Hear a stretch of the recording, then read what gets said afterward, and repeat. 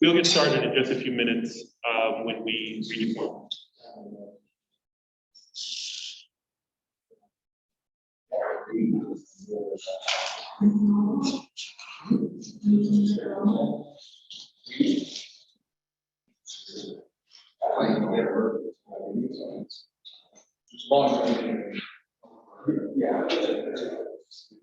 I think as long as that is find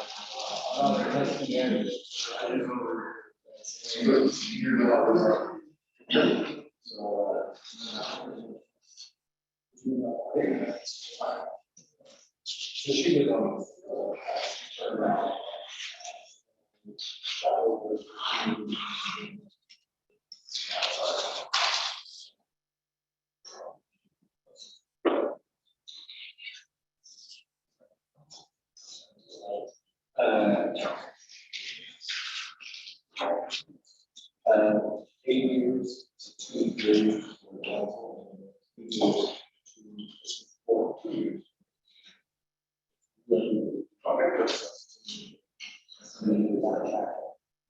Outspoken on the topic.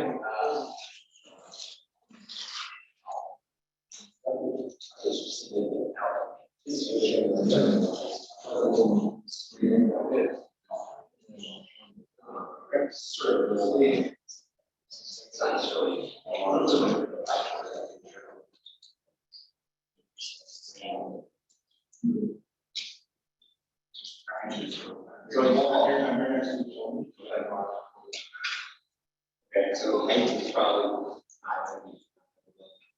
All right, let me see. Yeah.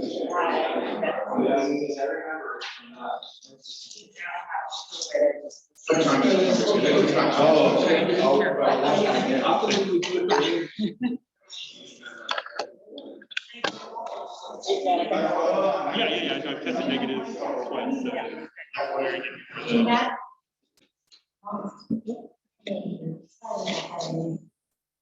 They're gonna read it. Okay. Everybody sit there.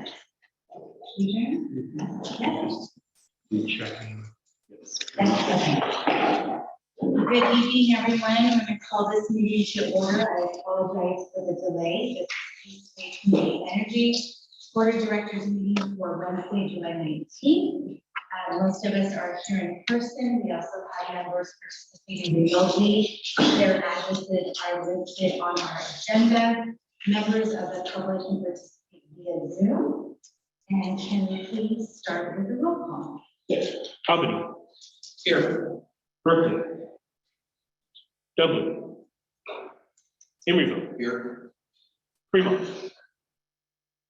Hayward. Livermore. Here. Newark. Oakland. Piedmont. Here. San Leandro. Here. Stockton. Present. Tracy. Here at the Tracy location. Thank you. Union City. Community Advisory Committee. Pleasanton. Present. Alameda County. Present. We have one. Thank you. And I know that the representative from City of Hayward is parking. She should be joining us shortly. Can I just ask the members that are participating remotely, can all of you please just verify that you're in compliance with the proper noticing of your location that the public can access the meeting space? This is Member Bedoya, and I have confirmed with the clerk Adrian that I am in compliance with the requirements. Board Member Wright, and I've confirmed with Adrian that I'm in compliance at the Stockton location as well. Thank you. Our member from Dublin? Okay. Our member from Fremont? Okay. Our member from Berkeley? Are we expecting them? We are, I work in Fremont or Fremont locations. Okay. If they join us later, we'll just verify that. Thank you. Can you all please join me in the pledge of allegiance? I allegiance to the flag of the United States of America, and to the republic which stands one nation under God, indivisible, with liberty and justice for all. We will now move on to public comment. This is an opportunity for members of the public to make a comment on items pertaining to the work of PBCE, but not on the agenda. Do we have any public comments or any discussion? We have 3 hands raised for public comment, and we have 1 raised. Okay, perfect. And we have, okay. Great, thank you. John, you are recognized for 2 minutes. Yes, I actually just have a question about your NEM program. I live in Stockton, and I know that we're going to be using your services coming up here next year, but we're having a problem right now where Stockton residents are being signed up with NEM3 type programs because we're under PG&E, but when we switch to you guys have retail credits. The issue we're having right now is if we know if you guys are going to continue giving retail credits for your monthly overproduction or not. Is that your plan to keep going with retail credits?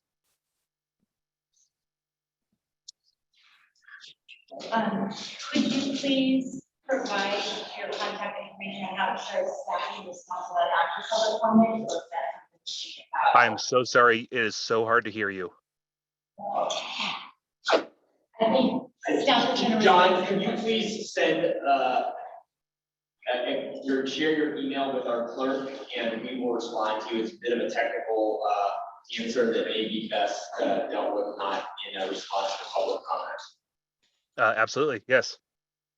Great, email cob@ebce.org. And that, cob@ebce.org. that email should be listed on our website as well. Yes. Thank you. Thank you.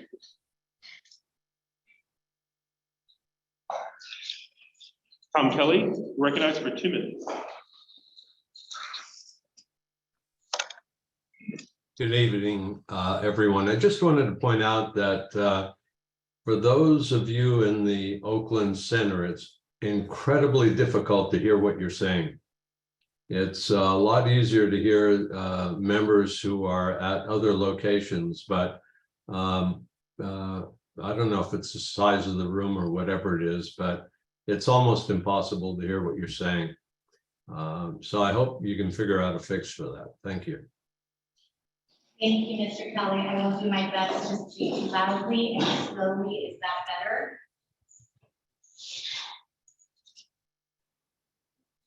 Mr. Kelly? We have.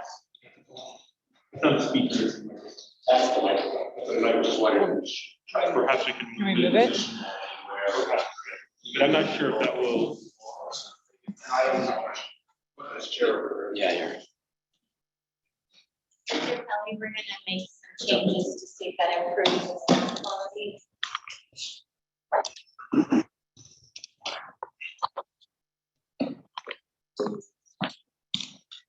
Thank you.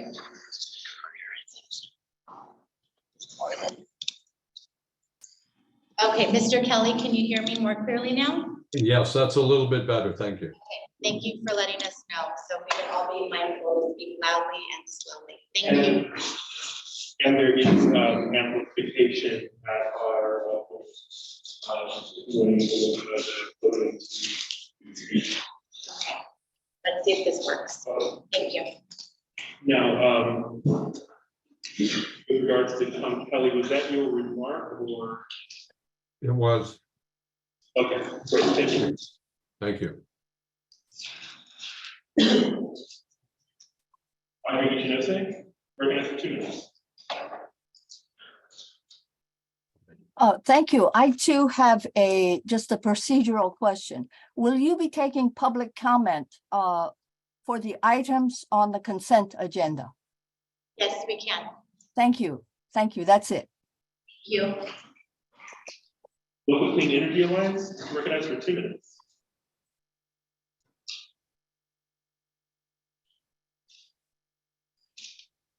Hi, this is Jessica Tovar, and I'm speaking on behalf of East Bay Clean Power Alliance. And I would like to address that Healthy Communities $15 million, which originally was arranged with UCSF Benioff. And last month in the budget, you approved, I believe it was like 5 million of that amount. And there's still some unclear things like, for example, there was a claim that there is some money that's been secured from an unnamed foundation. There's also been no information provided on exactly what the study is going to be doing or how that $5 million is going to be spent. And my understanding too that I did catch was that there was no partner in that study that has been identified. I want to remind the board that that $15 million that came up last year was actually really a contentious legal issue. And I had sent an email requesting that a public workshop or some kind of public detailed discussion on this money would be had in front of the public, because at this point, everything's is not clear at all. However, the board just approved $5 million of that 15 million that was embedded in the budget last month. So again, we have a lot of questions, and I do think that the board should take this very seriously, because the funds at EBCE is protected money. It is our public funds, and it's your duty to make sure that they are spent in a good way that best represents the community. Clean power to the people. There is one further comment. I'm up with 2 minutes.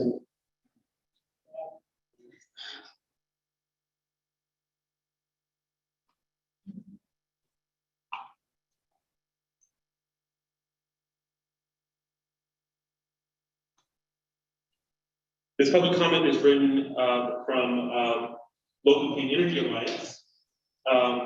Local Clean Energy Alliance comment, EBCE agenda consent item number 9.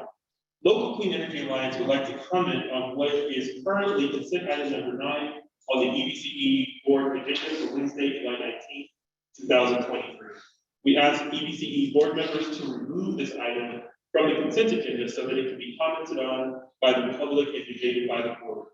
The item calls for an $85,000 investment in a drive and change research and development program as part of what will be a $6 million investment in increasing electric vehicle adoption, particularly in areas around affordable multifamily housing.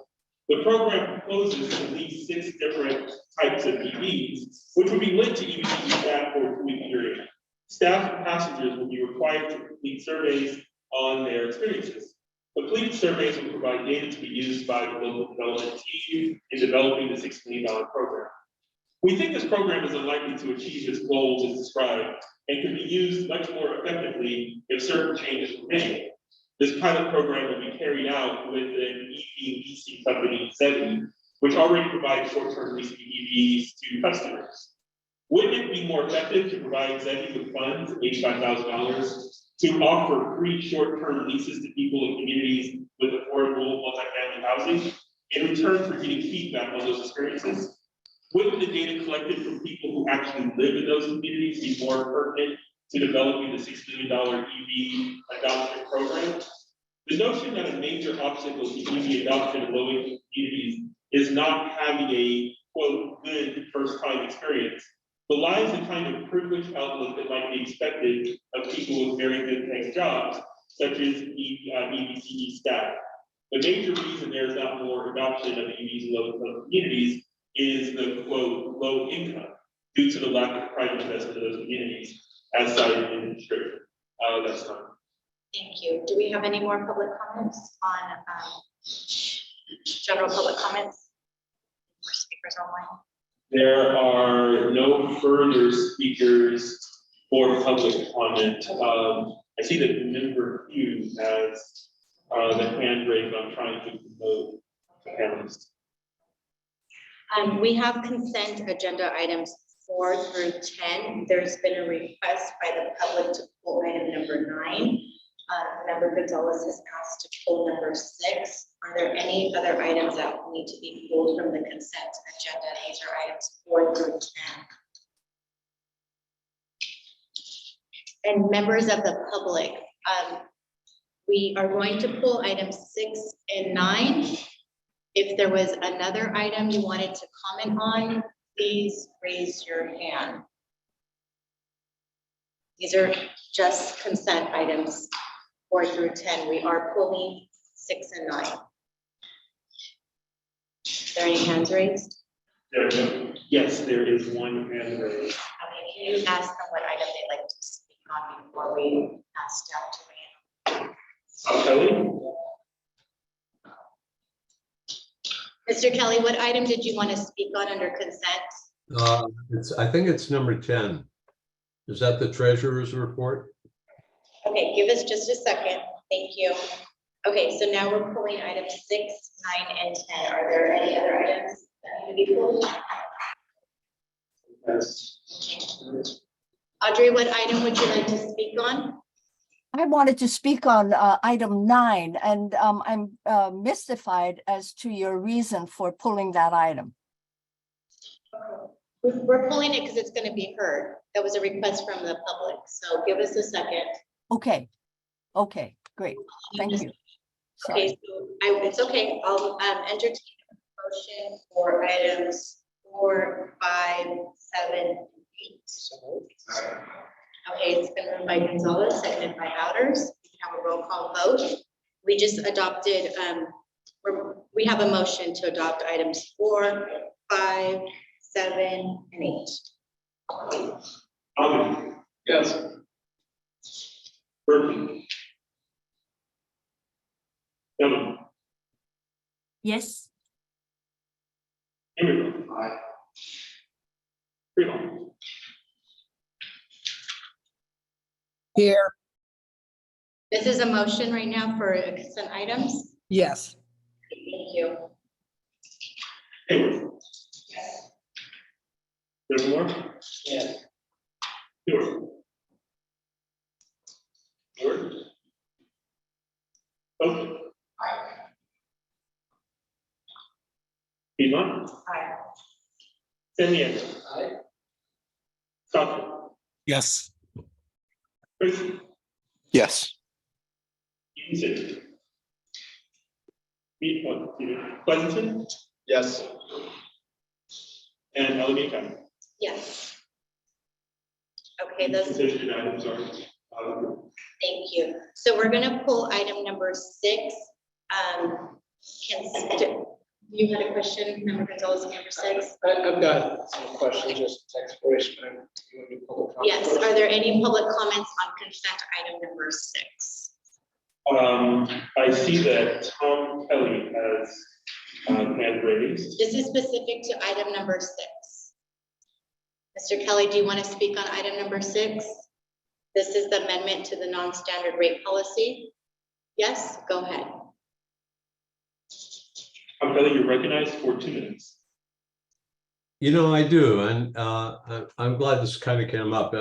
I realize that the amendment has to do with municipal accounts, but I just wanted to throw this out to the board and suggest that if we're going to offer what are probably substantial discounts to our rates in order to, at least in the context of commercial customers, keep them from going to direct access or whatever, that we actually figure out a rate for them for Renewable 100 instead of Bright Choice.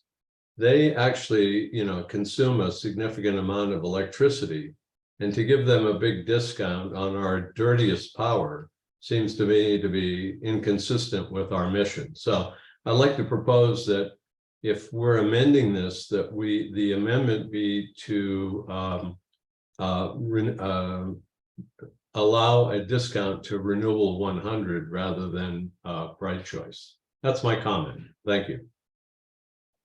Thank you. Do we have any more public comments on item number 6? Okay. Local Clean Energy Alliance, recognized for 2 minutes. Sorry, I think I lost track of where you all are at, but I actually wanted to speak to consent item 5. Is it okay to do that now? We already approved that item, but we will hear your public comment. That was in the last. Okay, okay. It isn't a comment, it's more of a question because I saw that there's like a contract that has to do with the port in collaboration with West Oakland Environmental Indicators, Earth Justice, etc. And I'm just wondering where we can find more information about that collaboration and actually see the contract. So that's my question. Thank you. Does staff have a response? I don't know, I mean, my last. The item is okay. I mean, just because we're not on the item. So the request is to see the contract. We typically can follow up to sort of find the best way to share the contract. Okay, so Mr. Barr will follow up and get more information. Thank you for your comments. Are there any more public comments on item number 6? There are no hands raised at this time. Okay, thank you. Member Gonzalez. Okay, so big picture, trying to, I knew wasn't here in the past when you came up with these exceptions. Can you in like 1 minute help me understand why this is a good thing? Because then I'm gonna talk about other similarly situated institutions and figure out if they're planning to expand to those institutions. So first I need context. Yeah, so we, this is a sort of different approach that we've taken historically to offering non-standard rates. To date, every offer of non-standard rate has been to a customer that has received the ability to seek direct access. So there's a lottery process whereby predominantly large commercial industrial customers are able to put their name in, and some relatively small subset of those customers on an annual basis are awarded the ability to opt out of the binary of East Bay Community Energy or PG&E, seek direct access. Those direct access rates have tremendous flexibility. So this policy was put in place to allow East Bay Community Energy the ability to provide an alternative to those customers. And today that we have three different customers that are currently served on non-standard rates. In this amendment and this non-standard rate is actually using that model, but applying it to not the design of rates, but provision of no interest financing for electrification projects. The reason we are providing a non-standard rate as opposed to a full loan agreement is you think about the provision of debt, even if it's at zero interest to the city, doing so through sort of a standard debt agreement triggers a whole set of reporting requirements and decision-making requirements. And so in our conversations with the city of Piedmont, they were concerned that they would not be able to participate or benefit from these funds if we were to try to enter into a debt. That might be something that might even trigger the need to go back to voters. But the provision of these funds on a no interest basis through a rate was something that legal counsel on both sides said absolutely is possible and we're able to do. So that's why we are taking this non-standard rate policy, applying it to Okay, so then the question that matches up to that is, would we do this for other institutions like schools, hospitals, public buildings that rent to the county, Alameda County Health, et cetera, trying to understand what's the precedent, for lack of a better word, that we're setting by doing this, and have we thought through that cascade of consequences? we have thought through the cascade. So the precedent after this change, if it is approved, would be we'll still have non-standard rate design. Think about, we're gonna offer fundamentally different design of rates, but still be limited to commercial customers, large or municipal customers. We actually have a large municipal customer that is on a non-standard rate that are granted direct access. Separately, what we're seeking, the change we're seeking to make here is to provide funding for municipal electrification projects that we intend to make available to all of our participating municipalities. I think as a starting point, we do not intend to seek to make that available to local governments that are not a member of our joint powers authority directly, because we have seen quite significant interest from our JPA members and have limited funds. If indeed there are more funds than there are interested projects, we would be able to go and look at other municipal accounts. I think the other sort of key point is when we're thinking about putting this on the bill, the importance of the connection to the JPA is the sort of the implied security. When we put a $750,000 debt, if you will, on the bill that shall be repaid, the way the opt-in and opt-out process currently works is the city of Piedmont, in principle, could opt out of East Bay Community Energy. And we would have limited recourse to go and force the city of Piedmont to pay us back. They could say, we're going back to PG&E. We could take them to court, we could fight it out in court, we maybe would not sort of seek to collect that. But sort of the implied trust and the implied relationship of the city that is a member of your joint powers authority is such that, you know, it's gotten us and the board when this was approved, this project was initially given initial approval in the fall, comfort this is the right structure. I think when you start expanding it to lots of different customer types, you have to do a lot more work around how you protect those funds and ensure they're paid back. So Ellen, two quick questions. So if I'm understanding correctly, Piedmont were to pull out for whatever reason, there's no recourse. If there is recourse for Piedmont to pull out of East Bay Community Energy, If they did, what is that? What's a recourse? the recourse if they were to fully leave East Bay Community Energy is there's a calculation of the net, Essentially what they owe.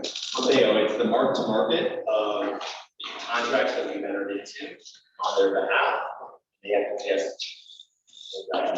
And the only other kind of wrap up, but I know that it sounds like this happened before I came. Since there's a limited set of funds, you know, just purely from an equity perspective, trying to understand how it is that Piedmont, no disrespect to the city, would be a preferred beneficiary. I wouldn't call them preferred beneficiary, they were the first. Can I ask you tonight, for any comments of the shout out? Okay. There was a call for projects made to our cities, and the city of Piedmont was the only respondent with a project that had near-term shovel ready, shovel ready or near-term ability to deploy capital. I'm sorry, Chair Albert. Just, you want me to speak into the microphone or is? If you can, please. Thank you. So this was one of the items that the CAC did here, the presentation was thorough. We did vote unanimously to support this and are really impressed with the creativity that EBCD is showing in how to approach and support member jurisdictions and encourage staff to do some of that work so that it can be brought back and available to other customer types. Something that they also want. Thank you. Member Roche? Thank you. I was wondering if you could answer or speak to the public comments about how you guys might be the renewable energy approaches.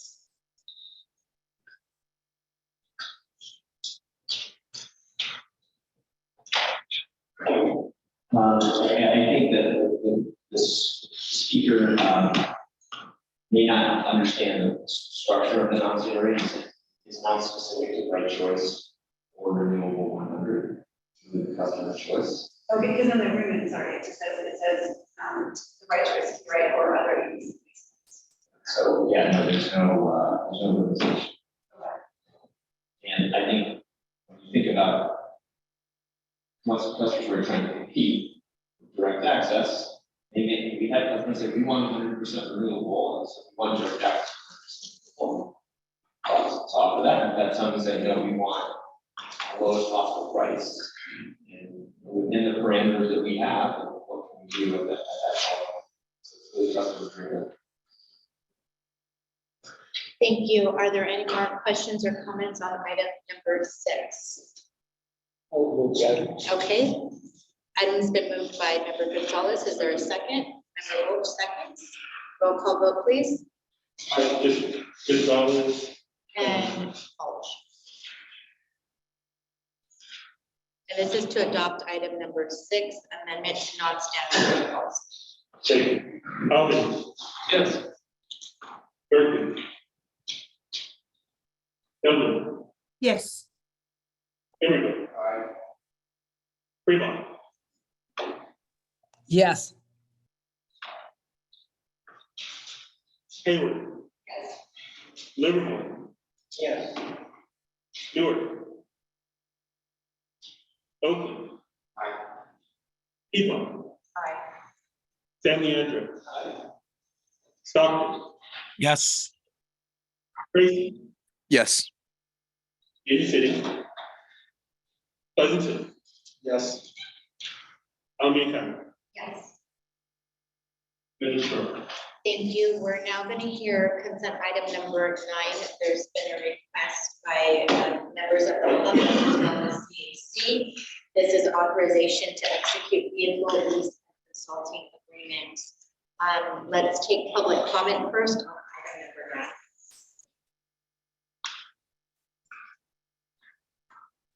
number 9. Yes. Audrey Ichinose, you're recognized for 2 minutes. Thank you. My name is Audrey Ichinose. I'm a member of the East Bay Clean Power Alliance and the California Alliance for Community Energy. I urge the board not to approve the resolution regarding leasing and consulting services with ZEVI for EBCE's Drive and Charge initiative. The design features of this initiative illustrate our agency's current difficulty in engaging with member jurisdictions, and in particular, their moderate and low-income communities and renters, I understand. At the risk of oversimplifying things, it looks like that with the Drive and Charge initiative, EBCE staff proposes to design and test the program using its own employees with little involvement of the targeted communities. At Monday's CAC meeting, at-large member Jim Lutz reported the impressions of the survey he undertook among sustainability managers of member jurisdictions regarding coordination with EBCE to implement climate action plans. The gist of his findings, and there were many and nuanced, but the gist was that the managers had greatly wished for early and more coordination with EBCE staff on program design. At this point, our organization needs to come up with more effective mechanisms for fostering collaboration. And it's especially critical to work on these mechanisms now in view of EBCE's imminent expansion beyond Alameda County. Thanks very much. Thank you. Stebbins, recognized for 2 minutes. Barbara Stebbins with Local Clean Energy Alliance. I appreciate that the clerk has read most of the content of the comment that I was going to make. I just want to emphasize again that we're confused about how or we don't understand how having EBCE staff drive EVs for a 2-week period and then comment on their experience is really going to help with increase the adoption of EVs in especially low income areas, areas with affordable multifamily units where EBCE has invested in charging for those facilities.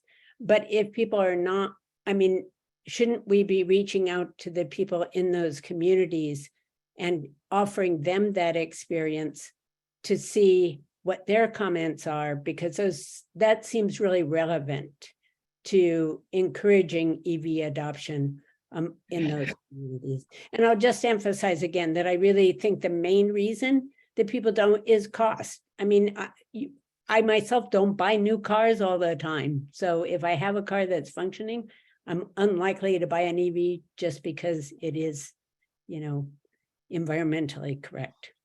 So thank you. Thank you. There are no further public comments. Okay, I'm just gonna call on public comment one last time. If there's anyone that would like to speak on item number 9, please raise your hand. There are no hands raised. Okay, thank you. I'll call on Chair Albert. Thank you. So we requested that this item be pulled and discussed. I haven't read through the contents of all of the consent items. Let's wait for them. Oh, sorry.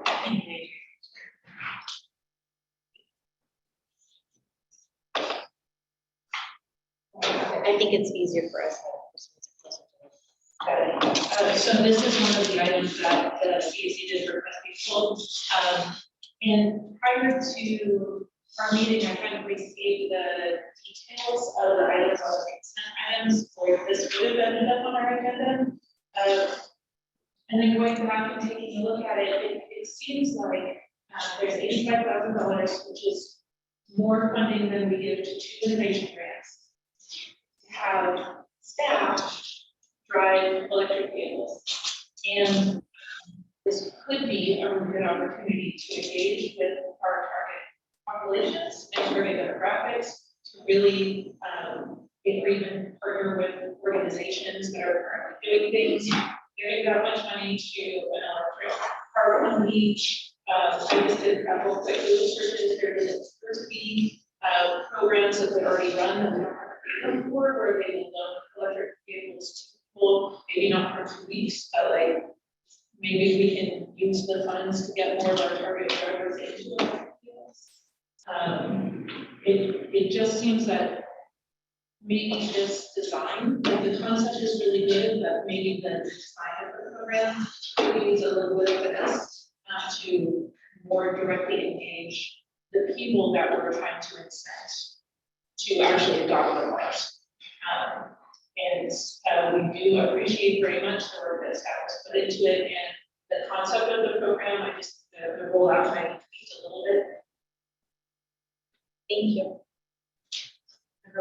Thank you. Yeah, I wanted to add to that because when I read the item before I seen the local clean energy letter, I heard public comment, my initial reaction was, well, wait a minute, it seems like this is a biased survey because these are people that are obviously savvy and be sort of invested in using the program. So I thought the same thing, that perhaps sort of finding people in the community that, you know, the very people living in the kind of multi-family housing that we're interested in might be better users of this. But maybe if we can hear from staff, is there some reason why we thought staff was a better target for this survey? Thank you.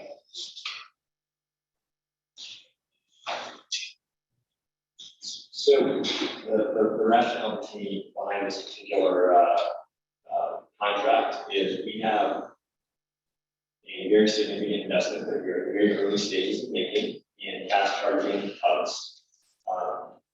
Those stations, though, the first one will not be operational very likely until Q1 or Q2 of 2024. The vast majority of them will not be operational until 2025. This is largely due to issues that we're dealing with PG&E and their ability to deliver power to the sites. So we have a lot of decisions that we need to make as we think about how do we set up our stations, how do we price them, lighting, design features around lighting, with proximity to amenities.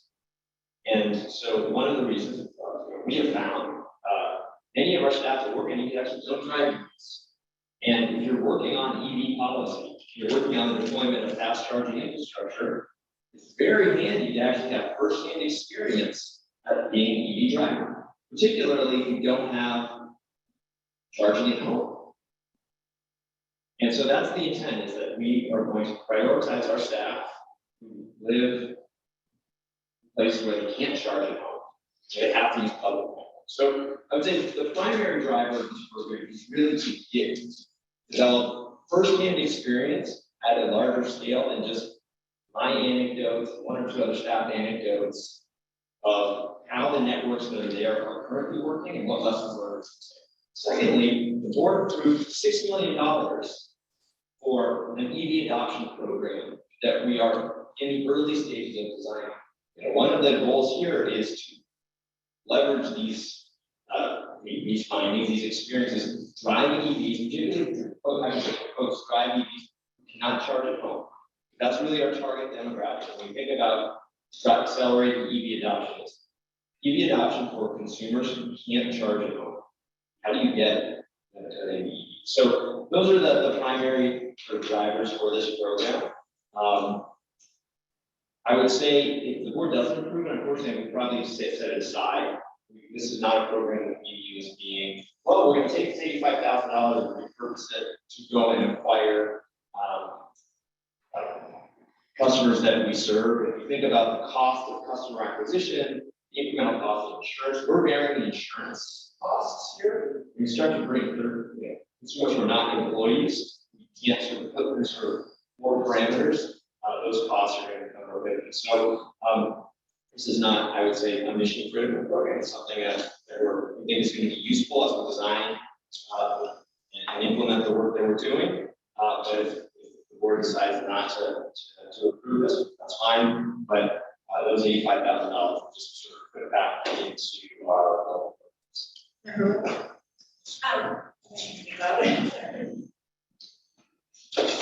Thank you for that explanation, because I think, with your explanation, maybe I just started this wrong, because it's a reasonable thing to say, okay, let's let our staff take that in our policy, we have experience. But I think the way it's written, it looks like it's let's figure out how we adopt this so that people in housing can use it. To me, those are two different things, but what your mission is for staff, which is reasonable. So I don't blame you, that's here about what you said, so it's not like I want to deny this project, but I think, maybe it's just a different explanation of what you're trying to get to internally with this scheme. So I'm not sure what to do about it, what's being proposed, but yeah, I think that's what my question is.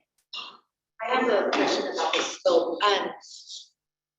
Presuming staff work lives in the East Bay, near the East Bay, could part of the scope be the program be that they actually had to drive it to low income census tracts and see availability? There's a way to kind of look at what would that experience be for people that housing in lower incomes. Yeah, I think that was not specifically, those are not specifically go into the memo, because sort of started this, we have these cars we're going to do R&D, but some specific direction around going and looking at how the drivers function. I will say, one thing I'll correct is there was a statement in public comment about the high income staff not being in tune with consumers who are large. We have staff that live in all kinds of census tracts and live in San Francisco, higher income city, and then live in lower income communities as well. So I guess I would take issue with that characterization.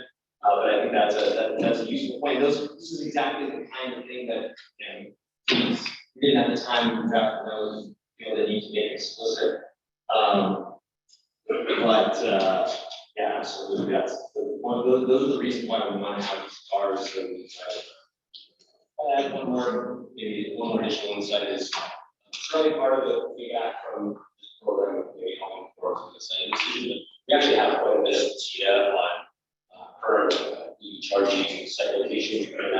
county, and we're selecting sites across municipal partners. In light of that, to try to fill gaps.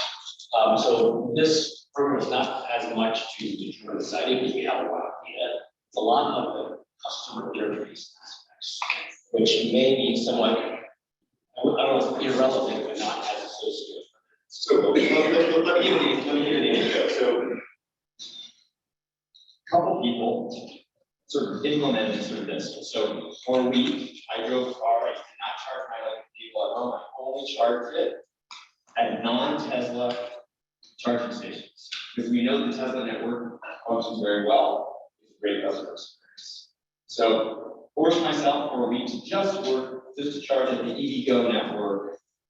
And it is a shocking experience. So when we think about designing our systems, we need to know what is the kind of experience customers are having?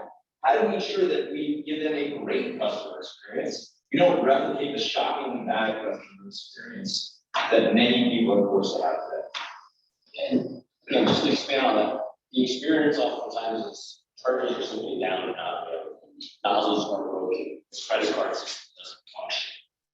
We have lighting experiences, what is the design of how you pull in, where do you place the chargers on small sites? How safe do you feel when you're going to a charger at night? How safe do you feel going to that charger? It works, but I feel unsafe to use, security.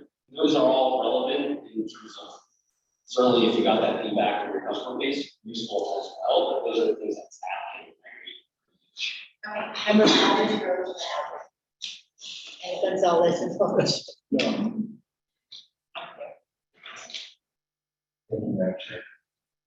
So Howard, what I heard you say was that the goal was to put staff in the vehicles for the purpose of giving them exposure to how the user of the vehicle would interface with different charging and other facilities to a consumer type of experience. I guess my concern hearing that is we aren't actually putting the common consumer in the driver's seat.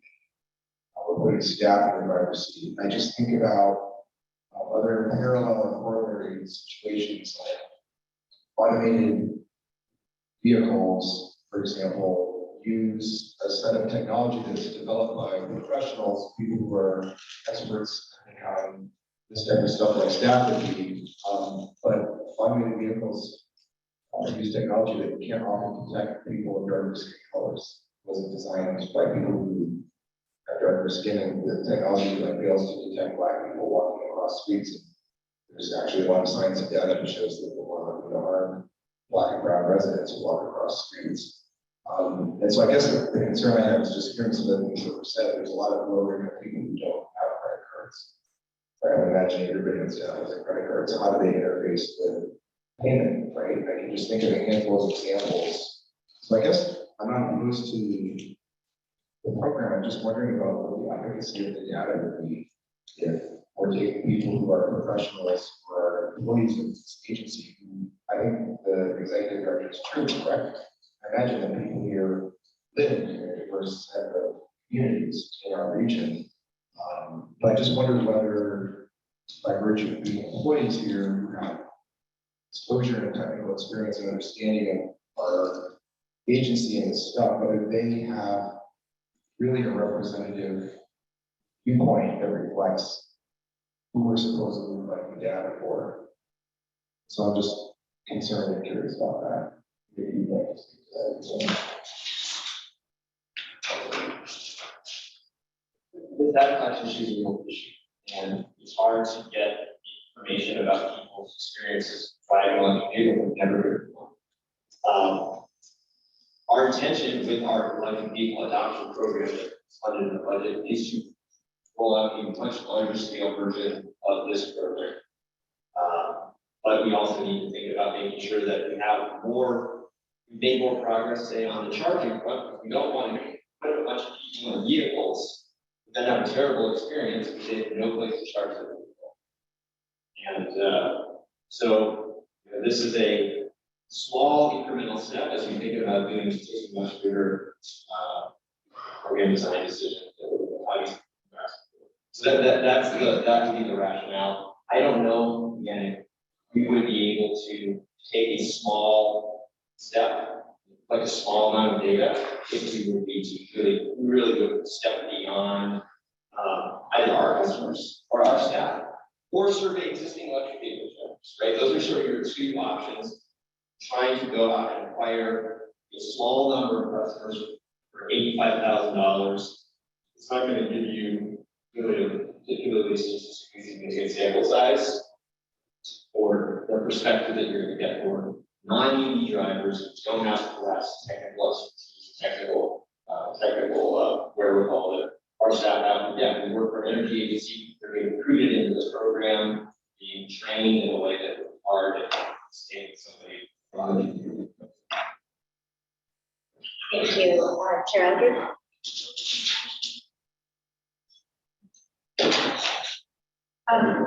Yeah, so I think it's right, it just sounds like it's sort of missing a section about the original memo, because I think if it's a small internal R&D program, which is what you're getting at, that's not unreasonable. Perhaps if it added some qualifications to the chair's point, that you were really, purposeful about where you send your staff out to check out some of this consumer experience, because to our point, you're saying that it's a consumer experience research project, but that's in opposition to me and what an internal R&D project would be.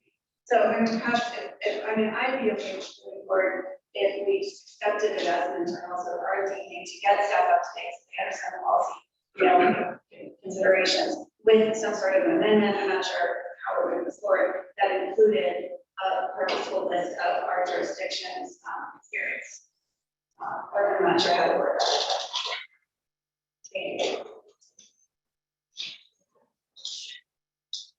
It's too strong. Things happening. As a person who's driven an electric vehicle, I really want just actually get stuck at a gas station for 6 hours trying to wait 2.5 hours for somebody else to charge their vehicle so that I can try and drive mine. That was a terrible experience. And people designing programs should have first-hand experience doing them, and so I support that completely. I guess I would want to know, these are all coming from the same company? Are they going to have different kinds of chargers? Are they going to be restricted to different kinds of things? Not exactly. I can see that being really valuable. The part where my big hesitation is coming from is around things like, does the consumer feel safe? And those issues of safety, I think, are going to be valuable coming from our target groups.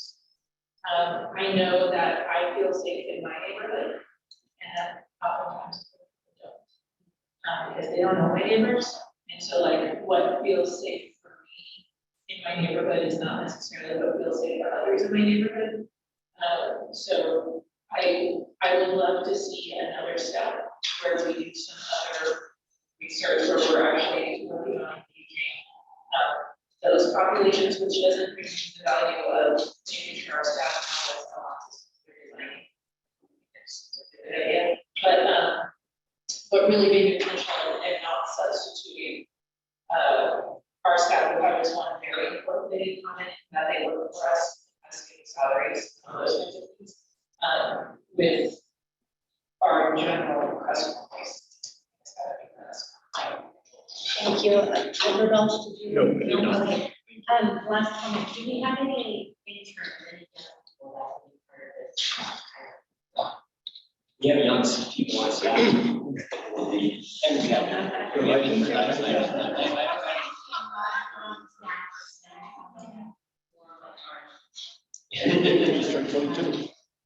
How many hours are we?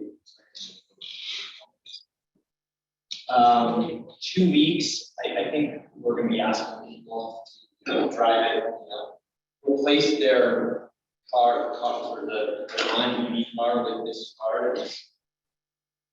I can say how many hours, but probably 1 or 2 hours a day.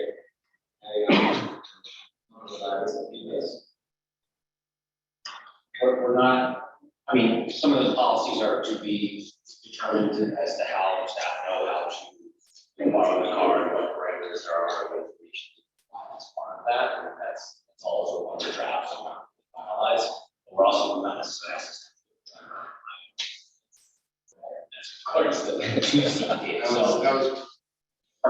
Yeah, no, it's not that we can get around. No, it's to just replace the car they have, so instead of driving your internal combustion vehicle or whatever purposes you're using, driving. Okay, member Gonzalez? So just two comments and I've got a motion. So big picture, $85,000, I don't feel like micromanaging. So big picture, I'm going to trust your judgment. After all of this discussion and the reading of the public comment, I struggle a little bit with what is the problem that we're solving for? Are we trying to get data on how easy it is to charge? We're trying to get data on how easy it is to drive this car? That's not clear, and I don't really need an answer right now. But I think we really need to have a clear problem statement and then say this is a quick way to begin to address that, or this is the authoritative way to address that, or whatever it is that we're doing. I take from this that this is just, it's a first step. And because it's just a first step, again, I'm not gonna over-engineer, so I'm gonna move this item. Is there a second? Can I second with, and I don't know if it needs to be vetted, but certainly a little more purposeful about where they're going out with the cars to, and I don't know if bring that as, and, We will certainly be personal because that helps us better understand. okay.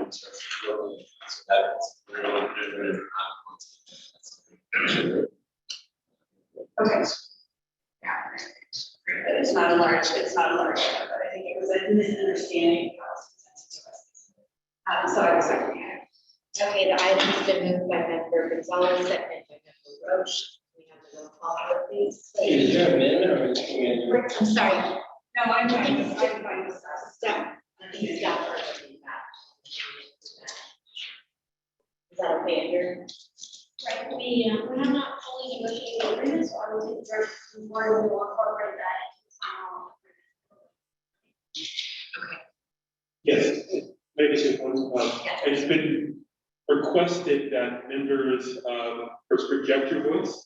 And also secondly, again, to state your name and jurisdiction when you're using. With that, thank you. Alvin. Yes. Burton. Douglas. Ellen. Yes. Everyone. Fremont. Yes. Hayward. Yes. Livermore. Yes. York. Oakland.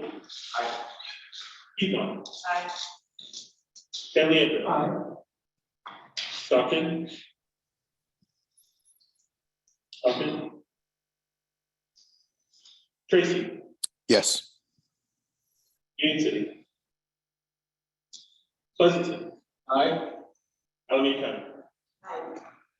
Motion is firm. Thank you. Adrian, can you please tell us, members that have joined after taking roll call that are participating online? Yes. Member Cox, Fremont.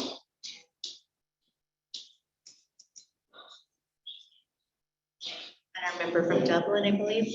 And yes, Dublin. Okay, I'm going to ask our two members, thank you for joining us.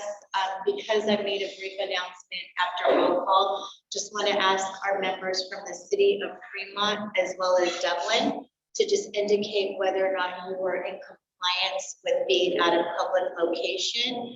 And should a member of the public want to make a comment that they could do so, just want to verify that you were at the location that's listed on our agenda. If you could please just state your name and confirm that. Yeah, I'll go ahead. So it is Sherry Hu. So I'm staying in the location on the agenda. It's a 100 Civic Center in Dublin. It's our government building. Thank you, member. And I am Teresa Cox, and I am based at Fremont City Hall at 3300 Capitol Avenue, Building B, Human Resources Training Room in Fremont, California. Thank you. We will now move to consent item number 10. And I believe we do have a public comment on item number 10. Yes. Ellie, you're recognized for 2 minutes. Thank you, Adrian. one is, I have two items. One is just a request, and that is, although this doesn't pertain specifically to the financial document you're looking at now, I found it over time very difficult to understand the budget documents and the financial reports, in part because I don't actually understand whether or not there's a carryover from one budget year to the next in terms of our net position.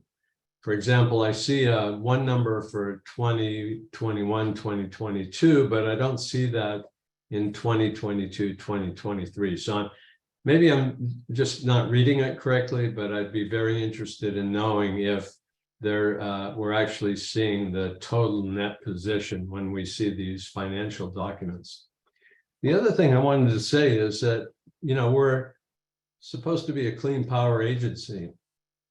And I see that we've got over $500,000 parked at Wells Fargo, one of the biggest fossil fuel supporters on the planet, and also a bank that's been rife with scandals about, going after customers in a way that led to them, packing their numbers and all that kind of thing. In fact, the city of Berkeley a few years ago, I think, withdrew all their accounts from Wells Fargo.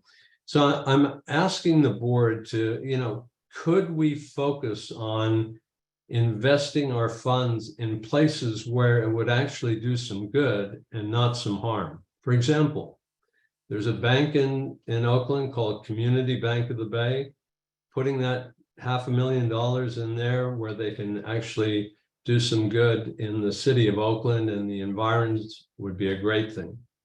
And in that discussion, you might also look at, who we do business with. Do we really want to invest in peaker plants, for example, or do business? Your time is up, Mr. Kelly. I apologize, but you can feel free to email us with any additional comments. Are there any comments or questions from members of the board regarding item number 10? Okay, motion's been made by member Bowder, seconded by Gonzalez. Roll call vote, please. And this is consent item number 10. Yes. Beverly? Evelyn? Yes.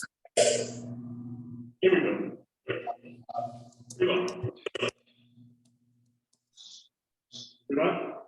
Yes. Hayward? Yes. Livermore? Yes. Newark? Oakland? Aye. Piedmont? Aye. San Leandro? Aye. Stockton? Tracy? Yes. Union City? Pleasanton? Yes. Alameda County? Yes. Motion carried. Thank you. We'll now move on to our regular agenda item number 11, CEO report.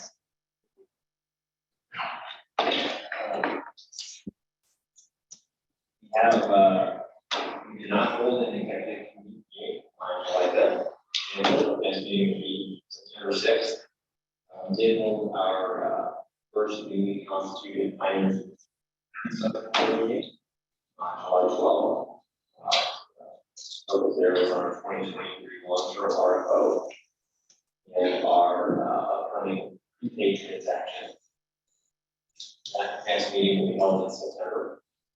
And we did hold a special board retreat on analytics, July 13th. And we received an update from the analytics team on current activities. The brand identity front, after last month's approval, the name Giga Community Energy and staff will be working on updating visual identity. And staff continues to work with Dialogue Committee and the board and feedback to get feedback on the logo, facets of that identity. Those things will be provided as information. On the new communities front, I'm going to slide way later. In September, 2022, September 21st, this board voted to expand our zone power authority to include the city of Stockton. At that meeting, direction was given to staff to consider further expansion to other jurisdictions in the state. That predominantly is cities of Lathrop, city of Antigua, and unincorporated cities. The other large population centers in St. County are currently served by municipal utilities and irrigation districts. So with that direction from the board, our staff has been engaging, not only with the state about prospects of community state energy. So the city of Lathrop is a city of 31,000 people incorporated in DG9. It's located between Stockton and Tracy on Interstate 205.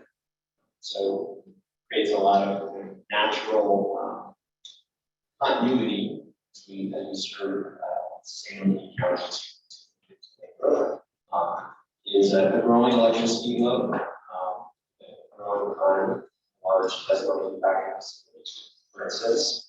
Also good growth, fastest growing city in California, 2021. Next slide, please. So, in March 2023, our staff presented to the City Council. In July, the council made their first step towards the energy.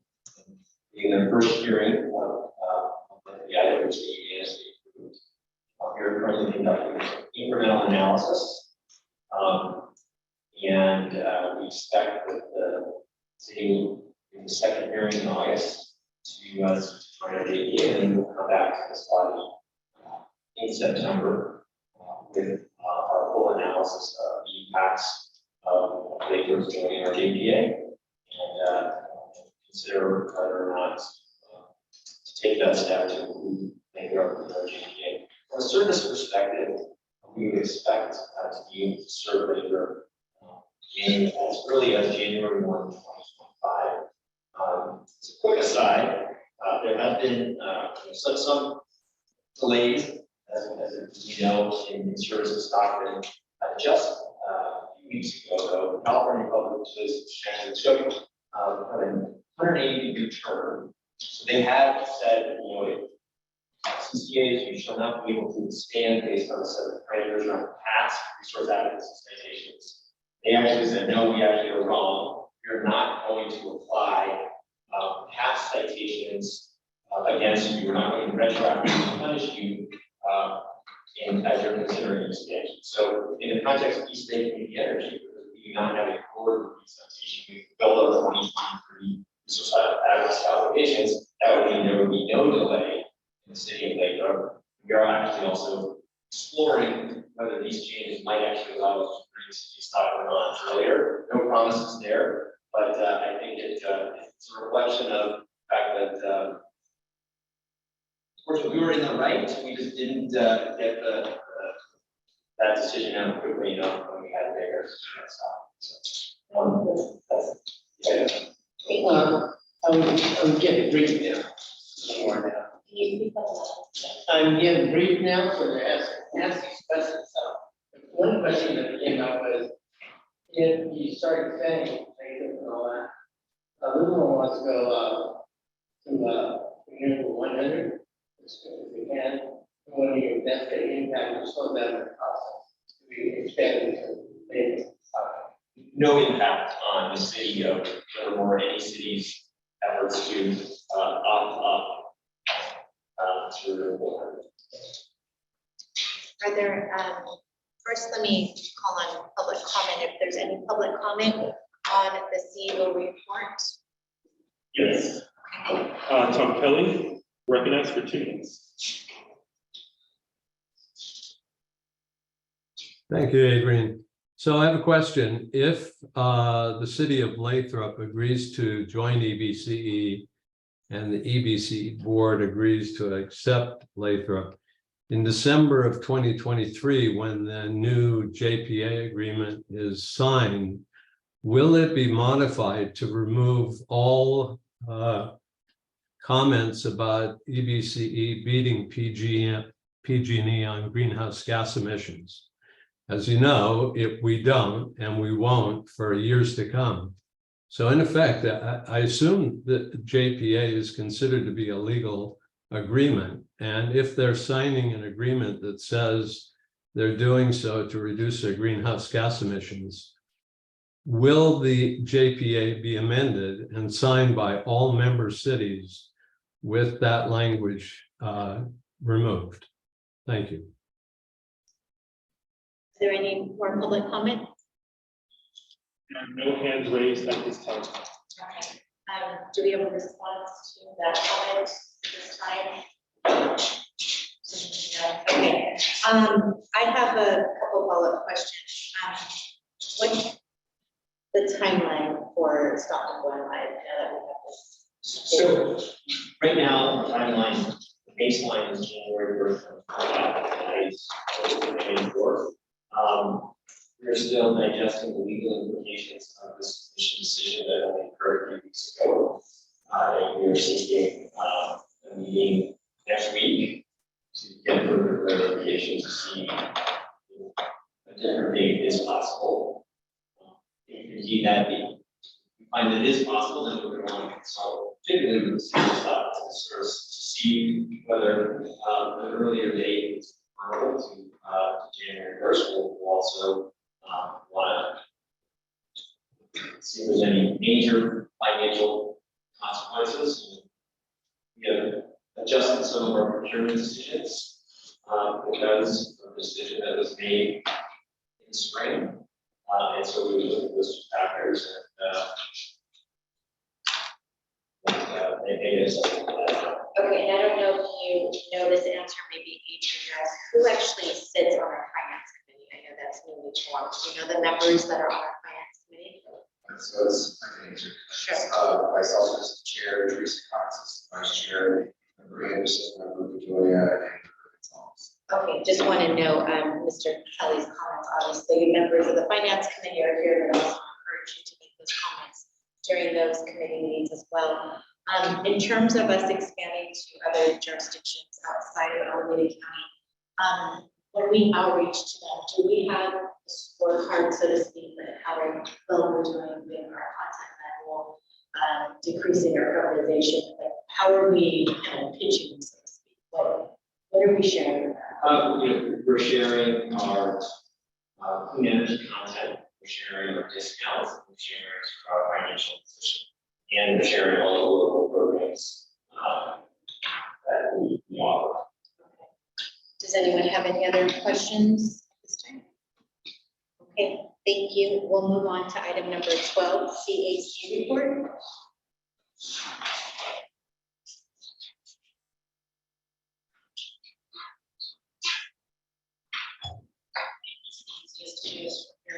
So, the CAC met on Monday, and we had a variety of things that happened, so I'm just gonna touch a couple of them, the areas of CAC reports and the board packet. A couple things I do want to touch on. One is on data emissions. So the CAC current presentation from staff in April, it was on the April board agenda as well. And that item was tabled because the meeting went completely economic. And then that happened again in May and then in June. And in this month, we don't have it on this agenda. We do understand that that is because for our new numbers, and we're going to be able to get it to data, which is really exciting. We look forward to that, and we'd love to know where it is. But because the CAC did have a comment on it, I did want to just do that like 2 or 3 sentence summary here, because it's important. So EBCE emissions were significantly higher than other CCAs, who just demonstrated better overall performance, lower nuclear content, higher renewable and carbon-free percentages, and more significantly better cost savings. Staff discussed and answered questions regarding the disparities. The 2025 goal of nearly 80% clean and the 2030 goal of 100%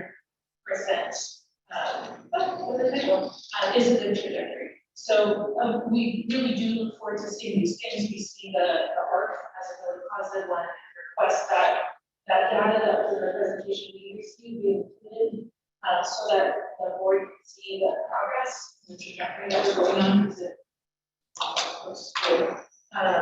And would love to get an expected date so that the public knows when to anticipate that. There was some stuff we'll request that we put on future agenda items, and then really I'll just touch on one other thing. And that is a member of the CAC that was appointed as an at-large member by the Council of Mayors. His name is Jim Lutz.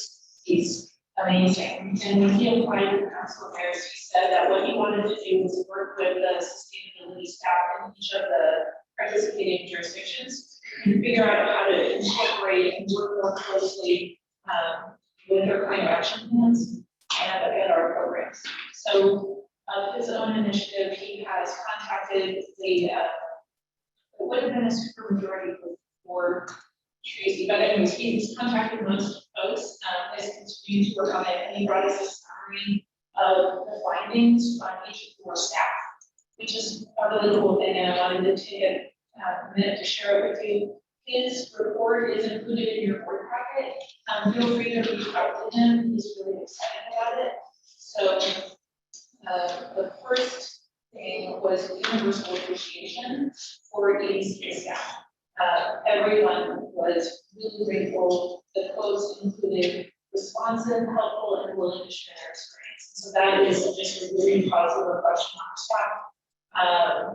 And the other thing that became really clear to Jim was that our participating jurisdictions are diverse in a really large number of ways, population, but also the number of city staff and the amount of resources that are put into the planning process and staffing vary even more widely than the population understands. And that with those differences, there is a universal sort of importance of timing budget cycles for city programs, and how much difficulty some of the cities have participating in these programs if they don't find out in time to anticipate those deadlines. So there's also a big difference in climate adaptation ambitions and targeted actions. So there was near universal desire, stated desire for more collaborative processes, starting with city and county engagement earlier, specifically in program design, not just adoption. The vote for the cities, not for them. More dialogue, opportunity for feedback, and the earlier notification. There was also desire for increased flexibility in program design, with several cities stating that they are excluded from participation due to inflexible design, and that the program design doesn't always account for some of the differences between cities. And those who spoke about it said that they really like the stock-based way of working with different cities. And that folks would like to see more regional workforce development, with a greater focus on that, and a more focus, the increased focus on building decarbonization and less on vehicle implementation. Also, comments around spending resources to achieve cleaner energy at lower rates. So there were 4 or 5 recommendations that came out of this specifically. The first was for the board to direct staff to seek input from cities during early program selection and planning stages, to design programs to allow a wider range of cities within EDC's territories to participate, prepare and regularly update a set of EDC rules with input from city staff to inform long-term direction and strategy, as well as programmatic work and budget development, and initiate a regular process to get independent feedback from staff who deal with our staff on a regular basis. And so there is that reporting there. I really do encourage you to take a look at it. They were all thrilled that we reached out, and if you haven't heard, you will. So that's all. Thank you. Are there any questions for CSC Chair? Go ahead, Member Phelps. Yeah, maybe not for chair, but maybe for staff as well. So do we have like a staff level technical advisory group? I apologize. We do, and I just see it. Okay. And so how frequently do they meet? Okay. And so the comment that was made or that I caught on was develop and update EBCD goals with city staff to have long-term direction. Is that something that the TAC group, just accolade for you. Is that something that the technical advisory group does, is charged with? Have you thought of that? Maybe you could enlighten. We have never been given direction by the board. That's so no, not. I would say we actually have a fairly limited set of programs that's going on. And particularly that interact with cities. And I would say, so in 2 or 3, that we want to try to do fewer programs at greater scale. There's lots of programs that are at a smaller scale. But no, we do not have specific.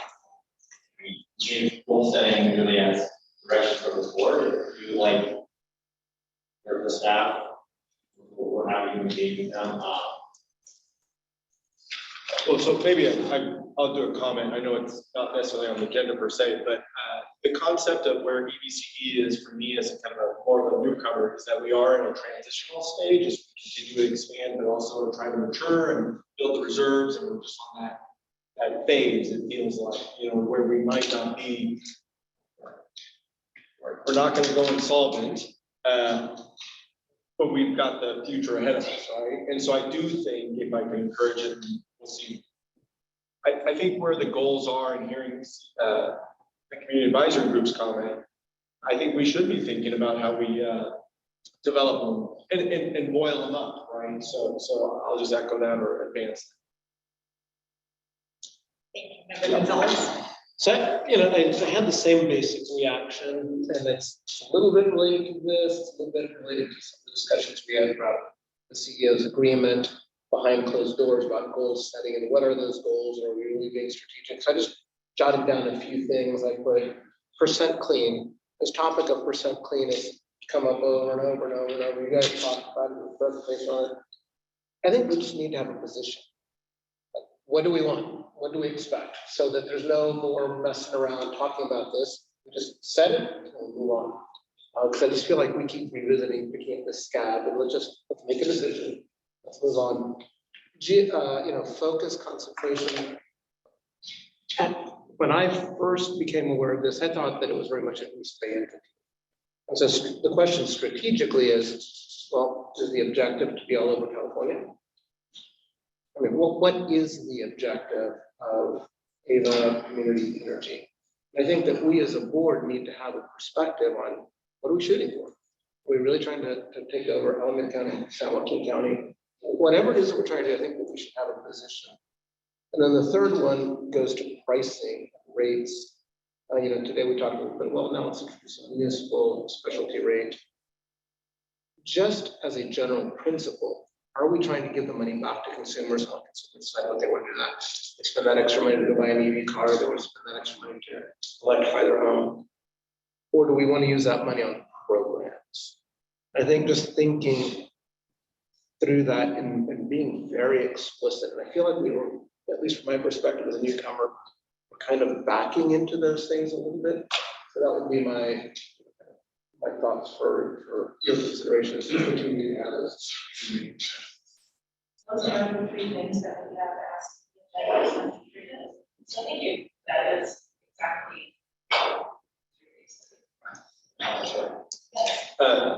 Following up on that, I think from my comment, I didn't know where you were going, number, but I think it's got to be more explicit than an agenda item. I think where I'm headed is as an organization, and maybe staff, you know, I need to do some homework, but I can take that burden. You know, EBCDs or EVA's stated goals, clear, concise, how they boil up, how they change, how they develop, how they mature as an organization, right? And so CAC is bringing up one. I would like staff at our communities to boil them up as well And the board will have its own perspective and input, right? So it's a bigger task, and I'm not trying to say we resolve it today. So yeah, it sounds like there needs to be some strategic planning. So we'll definitely look into that number, Rush. Thank you. Yeah, I just want to appreciate this case, comments about the emissions question, because I think Member Gonzalez is quite like, it's not necessarily a scout. Our mission was to say it's cheaper, it's cleaner, and when it's cheaper, potentially it's not necessarily cleaner required.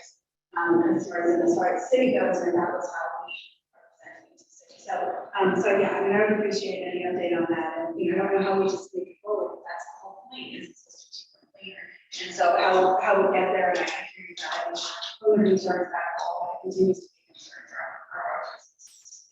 For sure, like some other jurisdictions, so I mean, so I think we do need to keep talking. And what is the timeline for that report? Because I know we have a quick back because it was just. Yeah. 2022 updated numbers, and so we thought that it would be useful to present 2022 updated numbers, and that will provide sort of comparison for 21, comparison 2. So September, and can we have that be one of the first agenda? And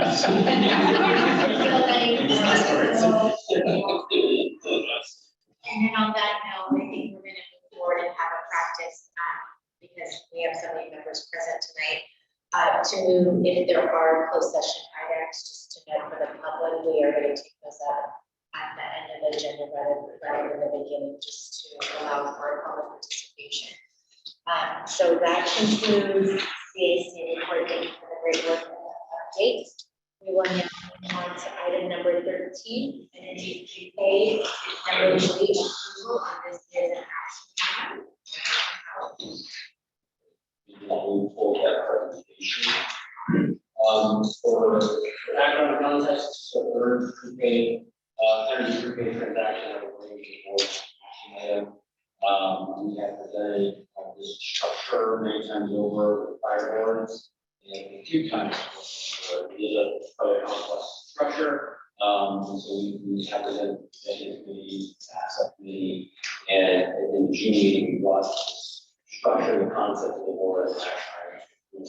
There's council advisors to assist us in this transaction. Today, we are seeking formal approval of the transaction itself. And I will provide an overview of what we plan to take on the transaction, a little bit of overview on the structure itself. And there is an appendix section for a little more detail on the structure, so I can take questions. So I will go over that high level of review so that I can get time to have that discussion. Next slide, Adrian.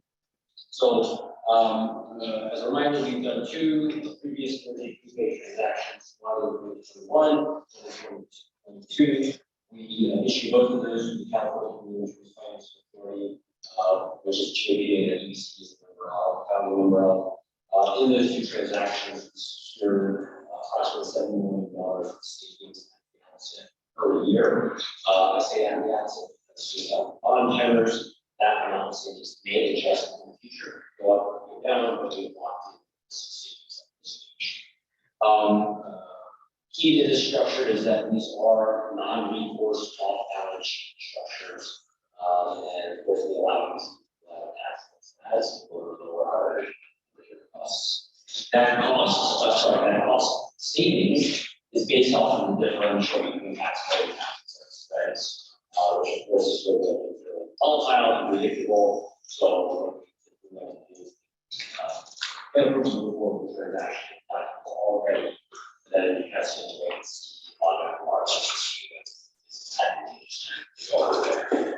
In the prior situations, we have been able to drop people, but it all depends on the interest rate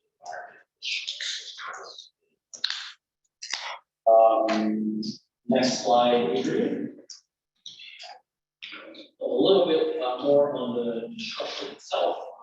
You know, this is a non-recourse structure. Tax exempt entities are eligible for this. Historically, this has been done by natural gas industry for many decades. We've applied it to energy and renewable energy, specifically in power specific case. And it's codified in US tax law.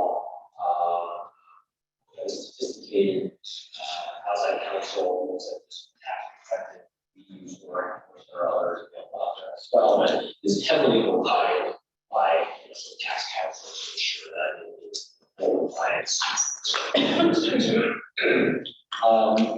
Typically do 30 transactions, looking at between $500 and $1 billion value. There's nothing that says that shown, but that's what we found. Executing a transaction like this takes a little bit of work, has legal costs, so you want something long in place for a while. And similarly, once sizable balance.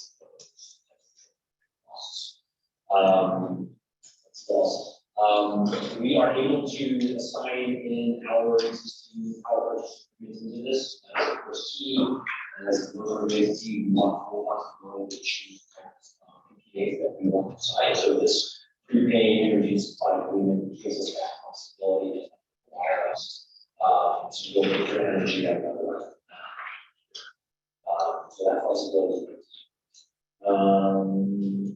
That is there. Next slide here. Next slide, just a little bit of commentary on the market and volatility that I spoke to. This is more for illustrative purposes than anything else. What we have here is two line graphs, and then the gray area shows the spread. But this is showing the differential taxable tax rates. In light blue, what we do is this is a swap is represented taxable rate, and then in darker blue, there's a separate D that's tax rate, and the gray shaded area is the differential. So you can see there's a good deal of volatility there. Negative, so circumstances. Generally stays more positive, it obviously has various levels. So they're really more unpredictable. We want to get into the last bullet on this slide, just noting at this stage there are 8 active outstanding energy deals at California. Those are, of course, very additional. We have discussing is also very so if we're successful, we'll have 10 transactions. So there's been a lot of interest across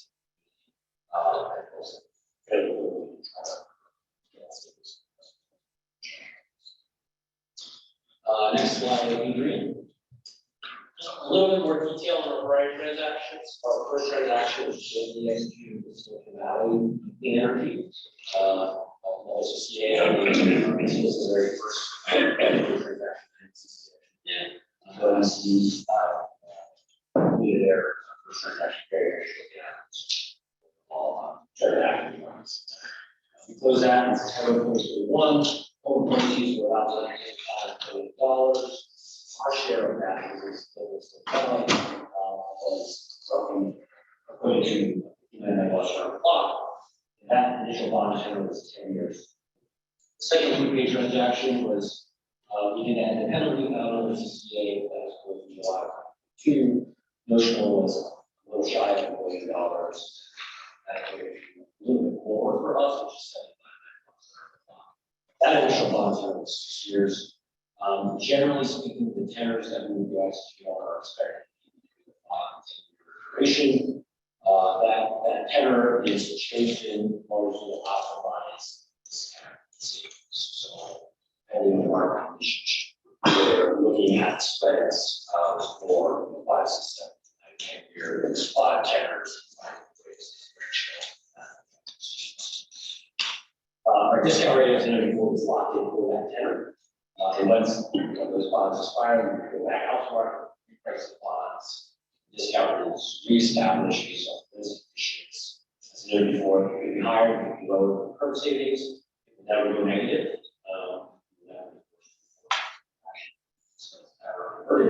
That's important, of course. And then the other point is there is a minimum discount that is established. If you do not hit that minimum discount, you have a transaction occurs. It's unlikely we will walk away as long as it's a savings because you can see the market is at how they are competitive to market. subsidy creditors. But we do have that.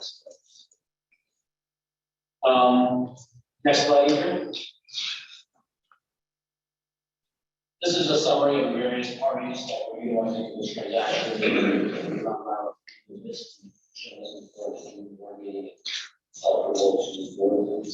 Various parties, but just want to summarize here. The main takeaway though is these are largely the same parties that we utilized in the first and second transactions. There are a lot of efficiencies by doing so. One of which is to negotiate down. So we've been able to materially reduce those, which is good. Then the other thing is just speeding out the market. The first transaction is about a year and a half. So evidence, and in this case, we're able to do that in a matter of months. So a lot of efficiencies there. Next slide, Adrian. So getting to the crux of this presentation, we are seeking approval today to form the transaction itself, and specifically to sign this set of documents, which are various contracts signs. We'll see the next slide as A, our issuing firm also signs the documents. We are not only seeking approval, they sign the documents, but so here we have 6 documents I'm outlining really quickly. The main important, most important document is called contract, is the 3-year contract between CFA. And that really sets out the terms of which we will buy energy. This is background of the contract that CFA signed in the United States as our energy base supplier. So those documents, that's the the second document is a letter of agreement regarding PPA assignments that can be released in regards to the PPA that we signed in this transaction. The third is a form of limited assignment. The original PPA seller label is paying out limited assignment rights of that energy flow to the structure of that. The fourth is a project administration agreement between DCCA and that comes us with CCC areas of acting on capital. So now the transaction. There is a PPA custodial agreement number 5 even they are our custodians case with managed cash flows and as records to parties. And then number 6 last one here is a memorandum of understanding. That's the document. And in this case, almost all the fees were completion fees. They're from the council region.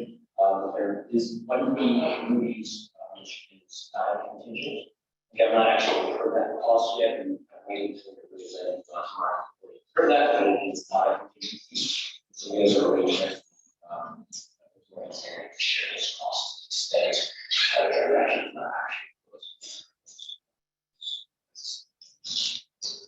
Next slide, Adrian.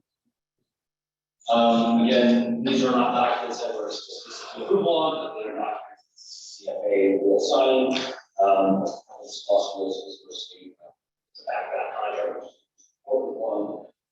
And then repricing agreement that sort of stipulates how we go back to market. Trust and venture, which in terms of bond holders themselves, funds swap agreement, which basically swaps floating and fixed. Parent key that will provides and then the finance agreement.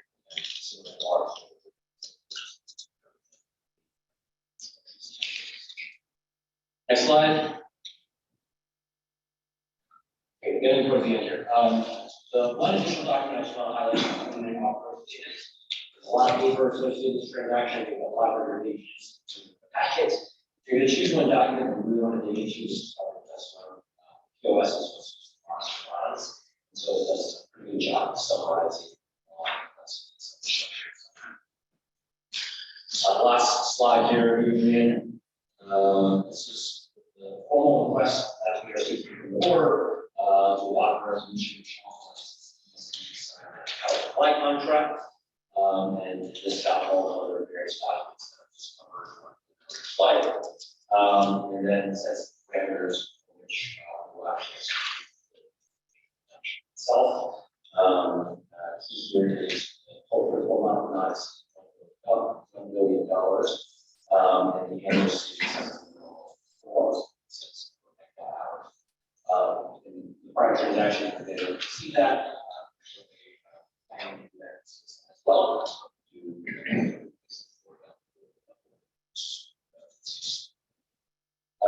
The rest of the presentation is an appendix and that provides itself, which we pass. That is it. Thank you. Do we have any public comments on this item? This is item number 13, energy prepaid, number 3, approval. There are no hands raised. Okay, questions from board members? Member Gonzalez. Just one question. I think that the source of the benefit is clearly the tax difference. We get tax-free interest rates. But if you can try not more than 30 seconds.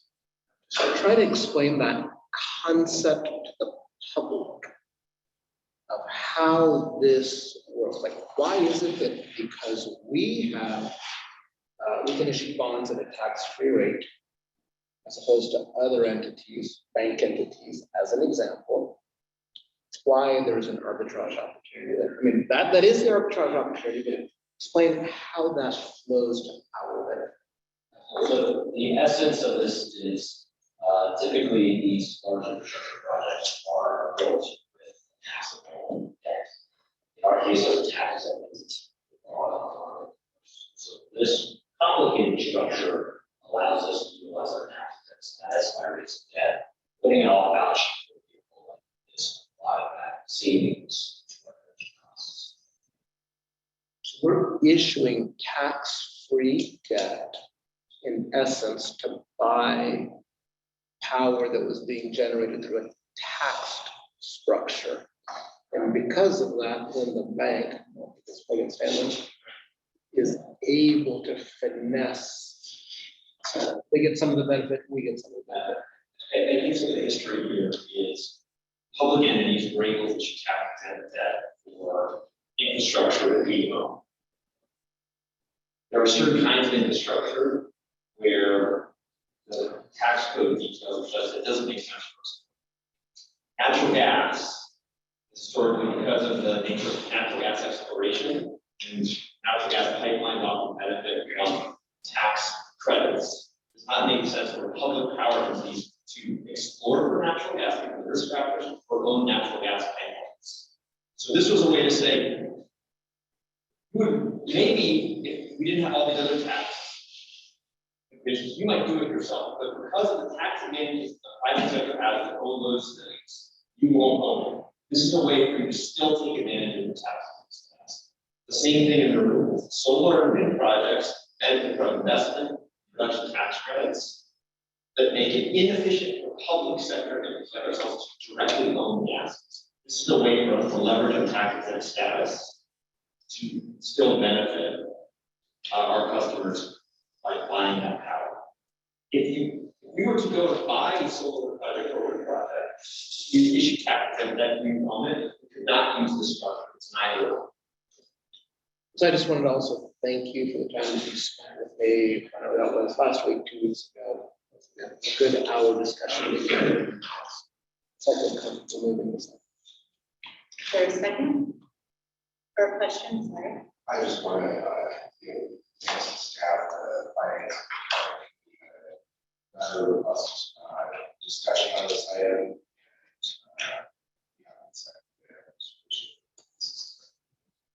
Thank you. The motion's been made by member Gonzalez and seconded by member Bowders. This is to approve the energy prepaid contract number 3.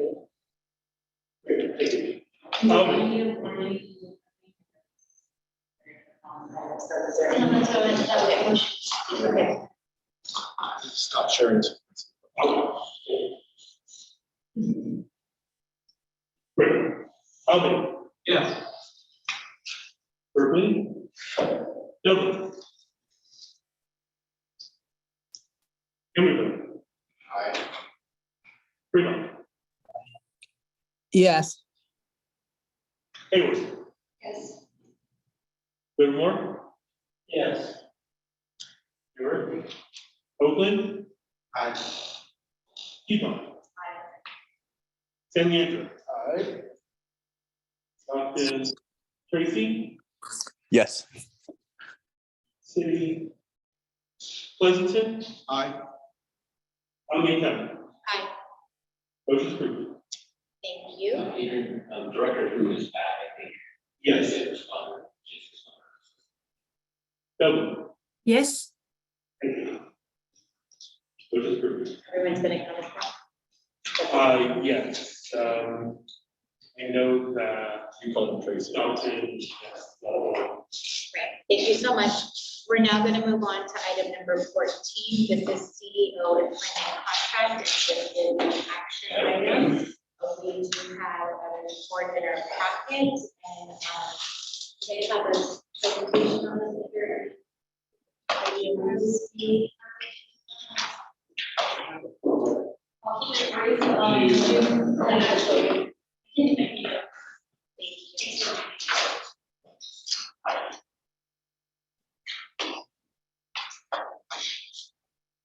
Good evening to our members of the board.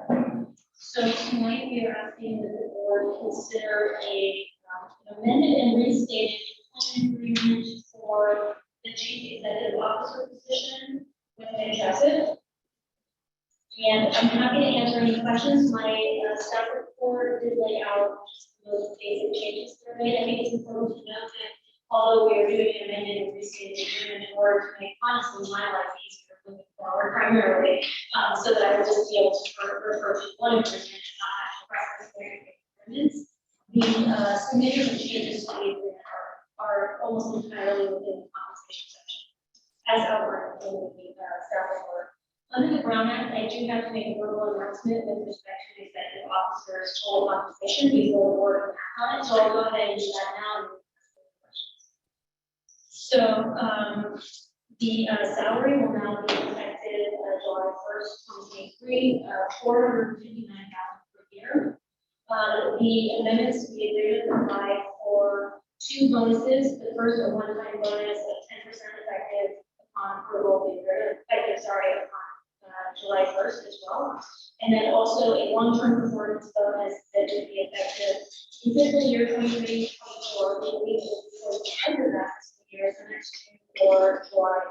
Following fiscal year, the CEO will be eligible for a one-time performance bonus up to 15% based on the results of the annual performance review. We are anticipating that that will be completed in June 2024.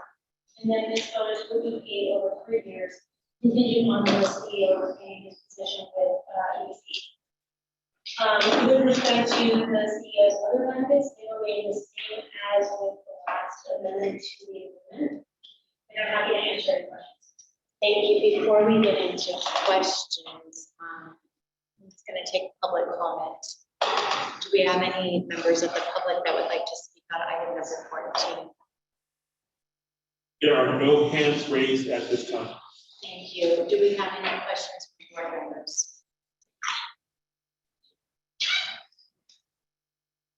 Anyone online? There are no hands raised on the online portion. Okay, Member Gonzalez will move the item. Yes, so Member Gonzalez has.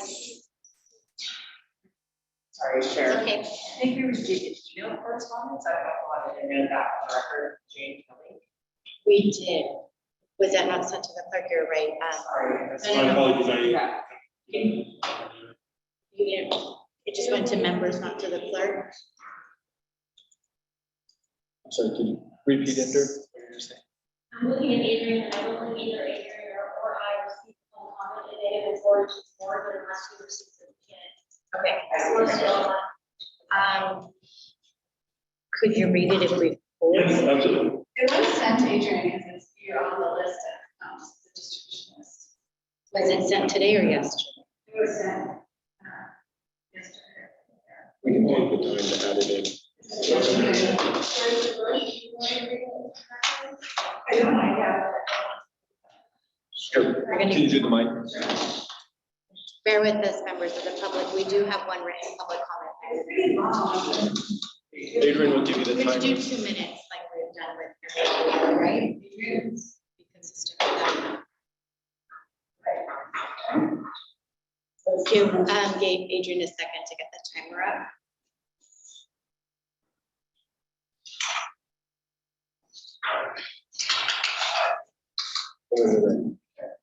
Are you ready? I'm sorry. So I'm just gonna read this. Okay, this is a letter from Jane Kelly that was sent to the board yesterday. Okay, I'm just gonna start, regarding, record management EPC. Dear, my directors, I respectfully request that you deny the proposed salary increases to $495,000, along with 10% bonus for EPC's chief executive officer and each other. Many of us who advocate for the creation of an elevated county community choice program did so to combat climate change. It puts lies in the agency's founding documents which state clearly and unequivocally that EDC must do better than greenhouse gas emissions and PTE. It's apparent that since Mr. Chazza was hired, he has had little interest in meeting those obligations. It seems that Mr. Chazza and previous boards of directors have consciously ignored the existential crisis we are already facing and have made the accumulation of windfall profits their primary focus. In addition, Mr. Chazza has been responsible for conflict of interest and a series of costly missteps that are causing questions compensated with EDC. Number one, conflict of interest regarding proposed gifts of $15 million of ratepayer funds to DCSF and Children's Hospital. In the summer of 2022, Mr. Chazza proposed to give gift ratepayer funds to DCSF and Children's Hospital. The offer came as a surprise to community advocates for a number of reasons. I had no nexus to EBC's mission, lack of public announcements until after Mr. Chazza privately pulled the board on the proposal, ground violation, and now information services that Mr. Chazza has a long-term relationship with UCSF and Children's Hospital that had not been made known to the public. On May 5th, 2018, Mr. Chazza appeared as an ambassador for a fundraiser for UCSF and Children's Hospital. Was EBC's board aware of Mr. Chazza's long-term involvement with setting up its conflict of interest in his proposed gift to the hospital of $15 million ratepayer funds? To rent this gift, the community that is served by EBC was first initiated public records request to review. Member Roche, that's All right, thank you, Martha. Thank you. Okay. Are there any more public comments on this item before we close public comments? There are no hands raised at this time. Okay, thank you. We have a motion on the table by member Gonzalez, seconded by Vice Chair Balch. Team, I apologize. And before we take the vote, I do believe there are some comments that like. Yeah, so if I may, Chair, so I just wanted to comment because Chair and I were on it, the compensation committee, and I do want to acknowledge that Nick worked with us to talk about his priorities for the organization. He had a frank conversation with that, and our desire is to, as communicated in the past to members, start to align with the goals of the organization long term. So Mr. Chazza asked for a longer term contract, but the board wanted to reevaluate, I would say, the strategy of EBC and make sure we align all our goals to that. So it was his desire for longer, but he worked with us to provide this contract, and so Pleasanton will be supporting it. I just wanted to make sure I said that. Thank you, Vice Chair Balch, and I also want to acknowledge we did have an ad hoc compensation committee that was made up of myself, Vice Chair Balch, member Jaime Patino, and member Dan Held. And we've had lots of conversations about this, so I'm happy to support this contract and appreciate CEO Chasta's leadership. And we've heard a lot of public comments in the last couple months. I will just flag for the community that the majority of this board is new. So I think we're all trying to get up to speed collectively as a group, and we will be looking at performance evaluation in the future. As Vice Chair Balch said, that's why we're doing a one-year contract. We've heard a lot of input. I'm very impressed with the lazy work EBC has done under CEO Chasta's leadership, but there's more work to do. So I'm committed as the chair to work in partnership with Mr. Chasta to get those priorities and goals aligned. And if there are no further comments, we will do a roll call vote. Okay. Yes. Berkeley, Dublin, Evelyn, Yes. Vicky, Gabriel, Fremont, Yes. Hayward, Yes. Livermore, Yes. Oakland, Aye. Piedmont, Aye. San Leandro, Aye. Stockton, Tracy, Yes. City, Pleasanton, Aye. Alameda County. Aye. Motion approved. Thank you. We will now move on to the next agenda item, and this is number 15, board member and staff announcements, including request to place items on future board agendas.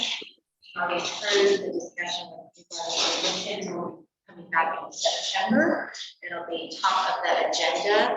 Are there any other requests to add items to future agendas? I think we have one.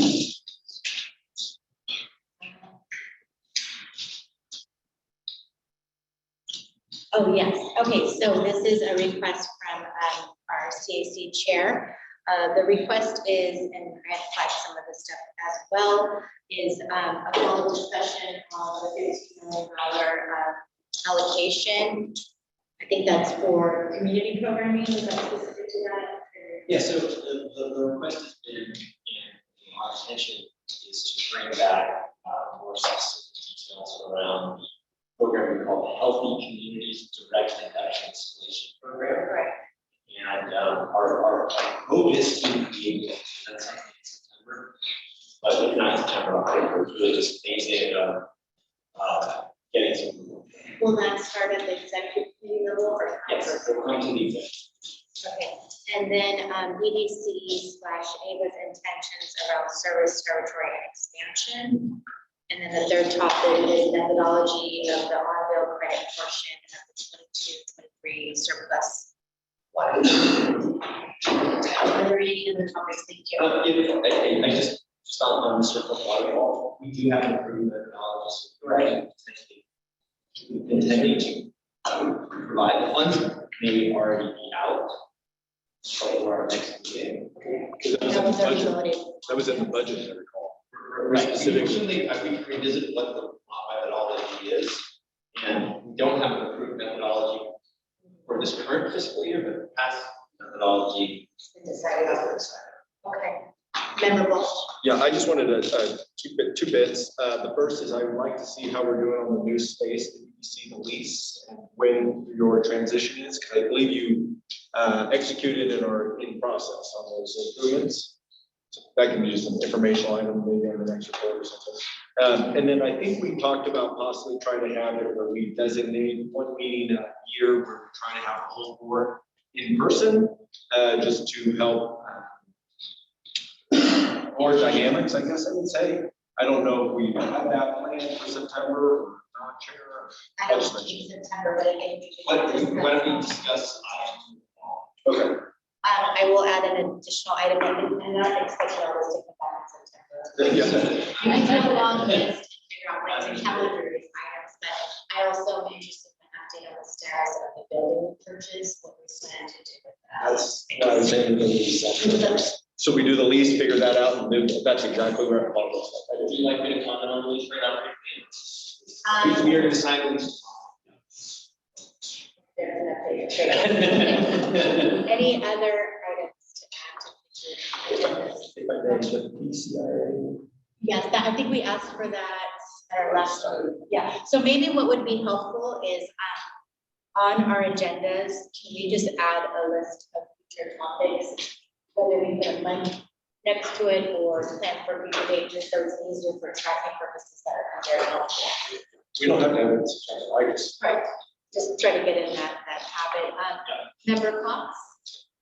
Yes, I would also like to add, how is the company doing in terms of using AI, artificial intelligence? Any other topics? Okay, seeing none, this meeting is adjourned at 8:02. Thank you. Awesome, thank you.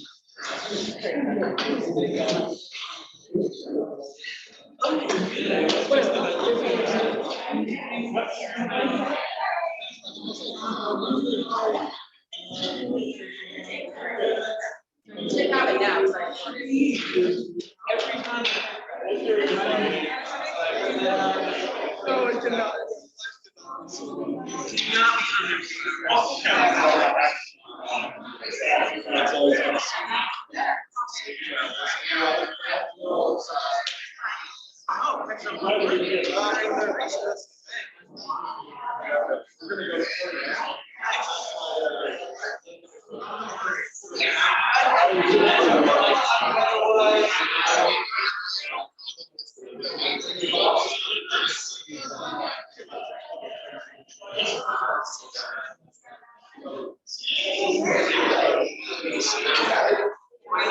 Oh, yeah.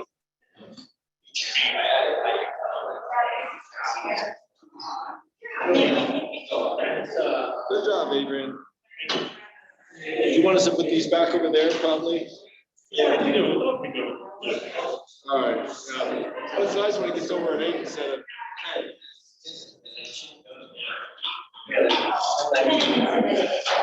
So is there a? Do you want me to take your sign too?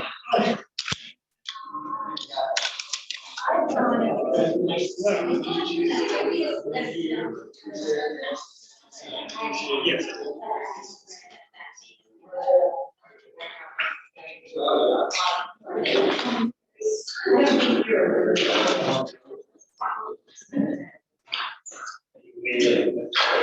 No.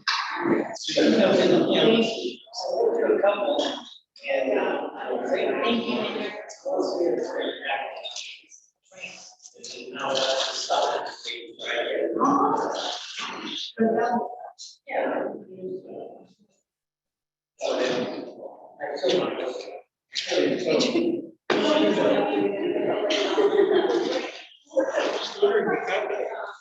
Right, so, yeah, no, I'm gonna look at it. I hope that maybe. Yeah, well, then we should go.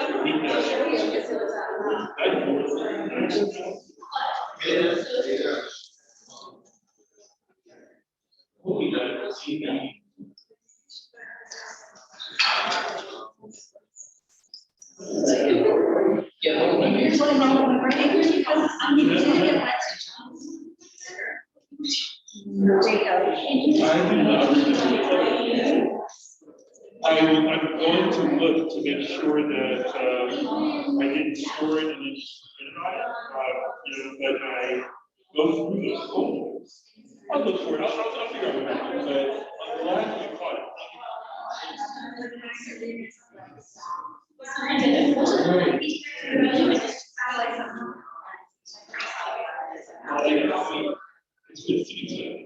But, but we definitely want to make sure. that- So thank you.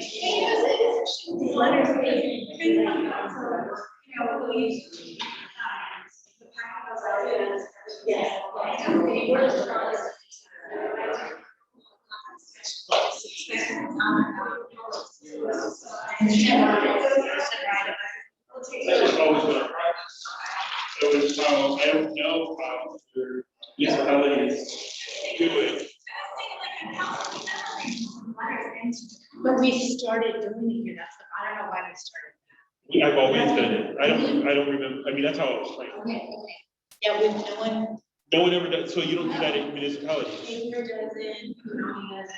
We post them, so Is there, We post on the website like items received after. you know what I think, and I think that might be part of it, is that we weren't posting the public letters. Well, we used to bring them in as photocopies into a public meeting. I think that they were read in, I can go back and look, but it was just the way I was trained. Now, Look into the runner girls, because I mean. I was talking to Andrew, we should maybe do a distribution list. All current board members, Nick, you and Andrew, like one email on that, just for tracking purposes. right, Because Andrew didn't get that email, so concerns were raised, so we can't assume.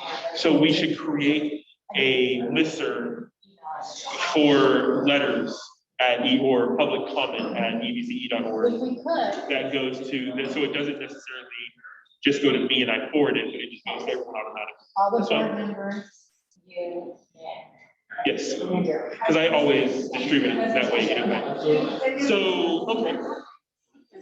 We literally, see, the issue was if we got the speaker in yesterday, I tested it today. I came in 10:30, tested it. I could not replicate the sound environment consciously by myself.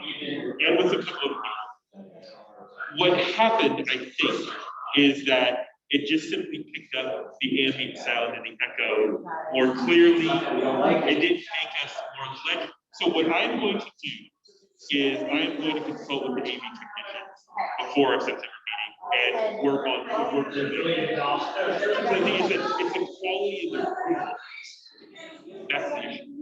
So at least that's my hypothesis. okay. So great, and otherwise, excuse me. Oh, one thing, so I guess when I send you the next DocuSign, I need the resolutions from last month.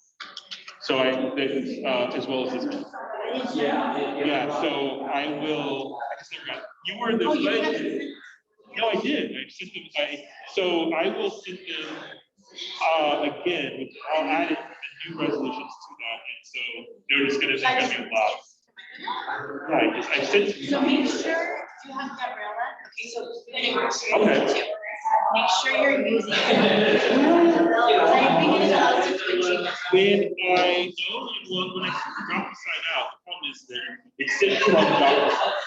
And it sits to, as you're the signatory, it sits to the email address of the signatory. So I don't know So if let's I can verify, add. can you wanna write down, we should I check. have Gabriella's email. Yeah.